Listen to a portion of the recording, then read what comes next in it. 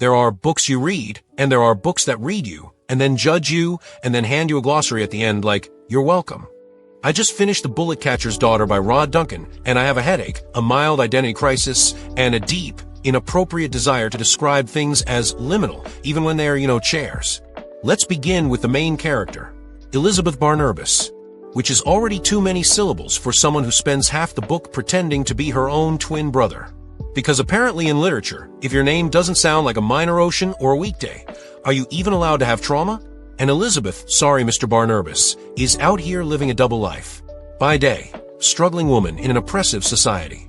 By night, man with a job.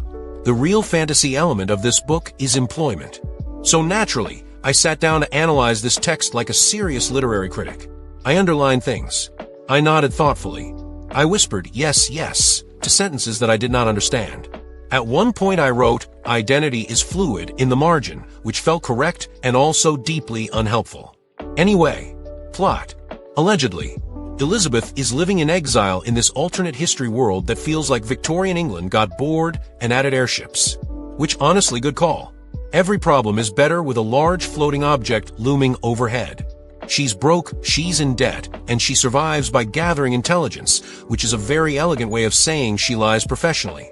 Then a duchess shows up and says, find my missing brother, and offers a ridiculous amount of money, and Elizabeth is like, yes, I would love to risk my life for cash and unresolved narrative tension.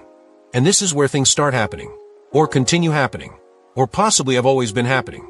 Because then, and this is where I started highlighting every third word, there's a circus. Of course there's circus.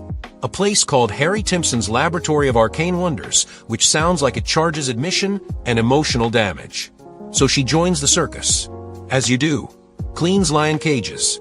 Investigates mysteries. Continues being two people at once, which feels like overachieving. And then I'm asking questions. So many questions. Why is the patent office terrifying? Why is a government agency the villain? Why is there always a man named John Farthing following her, like he's a metaphor for consequences? What's in the box? Why is there always a box? And at some point I stopped asking questions and just accepted that the vibes were intentional. Now, let's talk about the world building. Because this book has details. So many details. Avian post, birds delivering mail. A hub ship that people just live on. A holiday called NetGalley Day, which I'm pretty sure exists solely to make you Google something and feel briefly intelligent. And then there's the handbook at the end. A glossary. A full-on glossary. Nothing humbles you faster than finishing a novel and then flipping to the back like, oh, so that's what was happening. As a critic, I would say this adds texture. As a reader, I would say this adds homework. Now Elizabeth herself? Incredible.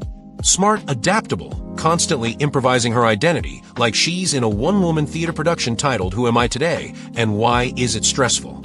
Watching her switch between personas is genuinely fascinating. Also deeply concerning for everyone around her. At one point, her friend starts falling for her male alter ego, which is exactly the kind of subplot that makes you sit back and go, this is either brilliant or I am extremely tired. The writing? Sharp. Playful. Occasionally, so clever it feels like it's smirking at you. Like the book knows it's smarter than you, and it's being polite about it, but only just. And the pacing? It moves. There are chases, secrets, reveals, just enough chaos to keep you invested, just enough mystery to keep you confused in a way that feels literary. By the end, things are resolved. Somewhat. Emotionally. Conceptually. Legally unclear. And then it sets up the next book, because of course it does. You don't survive this kind of narrative experience just to be given closure. So what's the verdict? This is a delightful, intricate, wildly entertaining adventure with a brilliant protagonist, a richly imagined world, and enough thematic depth to justify saying liminal in a conversation and meaning it. Also, it's exhausting. Emotionally, intellectually, spiritually. I would recommend it immediately. 9 out of 10. A punishment I would absolutely recommend to my enemies.